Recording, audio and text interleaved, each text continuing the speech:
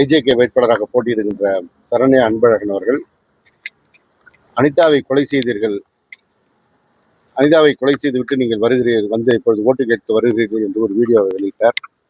நான் 2 நாட்கள் அமைதியாக இருந்தேன். ஏனென்றால் அவர் அரசியலுக்கு புதுசு, ஆனால் அறிந்தோ அறியாமலோ இது போன்ற பிழைகளை செய்கிறார் என்று இருந்தேன். இப்போ அடுத்து ஒரு வீடியோ வெளியிகிறார். இந்த பகுதியில் போதைப் பொருட்கள் நடமாடுகிறது, அது இளைஞர்கள் எல்லாம் பாதிக்கப்படுகிறார்கள், அது கண்டும் காணாமல் இருக்கிறேன் என்றார். அடுத்து மீண்டும் அனிதா குடும்பத்தை சம்பந்தப்படுத்தி அனிதாவோட மரணத்திற்கு காரணமாக இருந்தீர்கள், இப்போ அனிதா குடும்பத்தை சித்திரவதைப்படுத்துகிறீர்கள், கொடுமைப்படுத்துகிறீர்கள் என்றெல்லாம் செய்தி வெளியிடுகிறார். ஒரு அடிப்படை நாகரிகம் கூட இல்லாமல், அரசியல் அறிவு இல்லாமல் தேவையற்ற தனிமனித தாக்கலில் இறங்குவது என்பது தவறானது. எனவே அதை நான் சட்டப்படி அணுக விரும்புகிறேன். ஆனால் அவர் மீது குற்ற நடவடிக்கை எடுப்பதற்கு காவல்துறையிடம் மனு அளித்திருக்கிறேன்.